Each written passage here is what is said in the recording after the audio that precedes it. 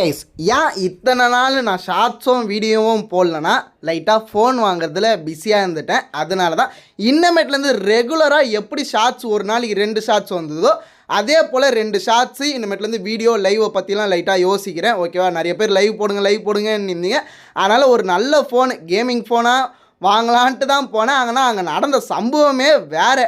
ஏன்னா நான் வாங்க போன ஃபோனு வேறு, நான் வாங்கின ஃபோனு வேறு. என்ன நடந்ததுன்னா, ஏன்னா நான் வாங்க போன ஃபோன் வந்து விவோ V13 Pro வாங்க போனேன். அதோட கேமிங் கெப்பாசிட்டி அதே போல் கேமரா கெப்பாசிட்டி எல்லாமே அல்டிமேட்டாக இருந்துச்சு. ஆனால் அந்த ஃபோன் இப்போதைக்கு எங்கேயுமே ஸ்டாக் இல்லை. அதே போல் வந்து அந்த ஃபோனுக்கு ஸ்டார்டிங் இஎம்ஐ 15,000 ரூபா கட்டணுமா. அதனால் ரொம்ப ஹை பட்ஜெட்டாக இருந்ததுனால என்னால் வாங்க முடியல. அப்படியே வாங்குறதா இருந்தாலும் இம்போர்ட் பண்ணி தான் வாங்க வேண்டியதாக இருந்தது. அதனால் நான் வேணான்னு விட்டுட்டேன்.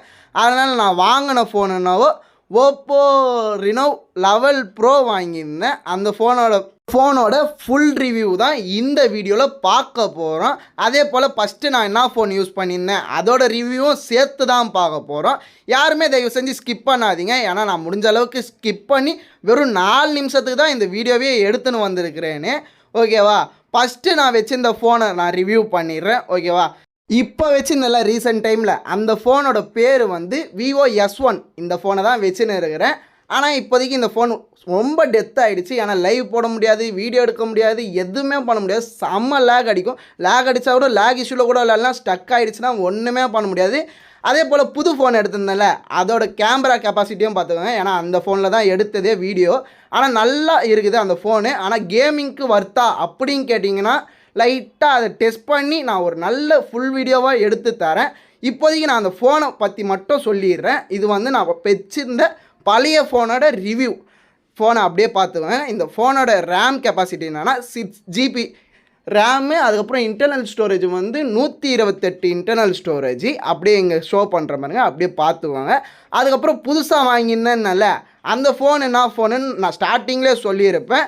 ஓப்போ Reno 11 Pro வாங்கியிருந்தேன் அந்த ஃபோன். ஆனால் நான் வாங்க போன ஃபோன் என்னவோ விவோ V13 Pro. அந்த ஃபோன் எங்கேயுமே ஸ்டாக் இல்லை. அதே போல் நம்ம பட்ஜெட்டுக்கு ஏற்ற ஃபோன் இல்லைன்ட்டு இஎம்ஐயில் இந்த ஃபோன் ஏதோ அந்த அக்கா என் தலையில் கட்டணுன்ட்டே இந்த ஃபோனை சொல்லிட்டாங்க. சரி, நம்மளும் டெஸ்ட் பண்ணி பார்ப்போம். அதுக்கப்புறம் நான் நெட்லேயும் சர்ச் பண்ணி அந்த இடத்துலேயே பார்த்தேன். கொஞ்சம் நல்லாவே கேமிங்க்கெலாம் இருக்கும் அப்படின்னு போட்டிருந்து.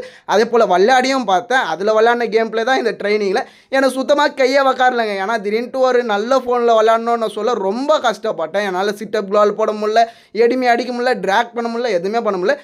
ஆனால் விளையாடுறதுக்கு நிஜமாக சொல்லணும்னா செம்ம ஸ்மூத்னஸ் ஆச்சு. இதுதான் அந்த ஃபோனோட பாட்ஸு. நான் அன்பாக்ஸ்லாம் பண்ணி ஃபோன்லாம் எடுத்து கேம்லாம் ஏற்றியே வச்சிட்டேன். ஆனால் நான் ரிவ்யூ பண்ணுறது கொஞ்சம் டைம் ஆகிடுச்சு.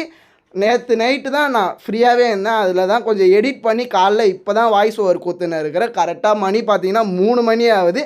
வாய்ஸ் ஓவர் அப்படியே கொடுத்துன்னு பேக்கும் அதே போல் ஃப்ரண்ட்டும் நல்லாவே இருந்துச்சு. பேக்கில் வந்து கலர் வந்து ஒயிட் கலரு, அதுக்கப்புறம் இன்னொரு கலர் இருந்தது பிஸ்தா கலருன்னு நினைக்கிறேன். அந்த கலர் இருந்துச்சு. அதுக்கப்புறம் ஒயிட் கலர் இருந்துச்சு. ஃபோனோட டீட்டெயில்ஸ் லைட்டாக ஷோ பண்ணுறேன். இந்த டீட்டெயில்ஸ் தான் இப்போ வரைக்கும் எனக்கு தெரிஞ்ச டீட்டெயில்ஸ். அதுக்கப்புறம் கூடயே ஏர்பாட்ஸ் கொடுத்துருந்தாங்க. இந்த ஏர்பாட்ஸை அப்படியே பார்த்துக்கோங்க. அந்த ஃபோனோட பற்றி மட்டும் லைட்டாக பேசிடுறேன். கேம் எல்லாத்துக்கும் நல்லா இருக்குது. கேமராவும் நல்ல ஒரு குவாலிட்டியாக தான் இருக்குது. அந்த ஃபோனில் எடுத்த வீடியோ தான் இந்த வீடியோவும். எல்லாமே நல்ல குவாலிட்டியாகவே இருக்குது.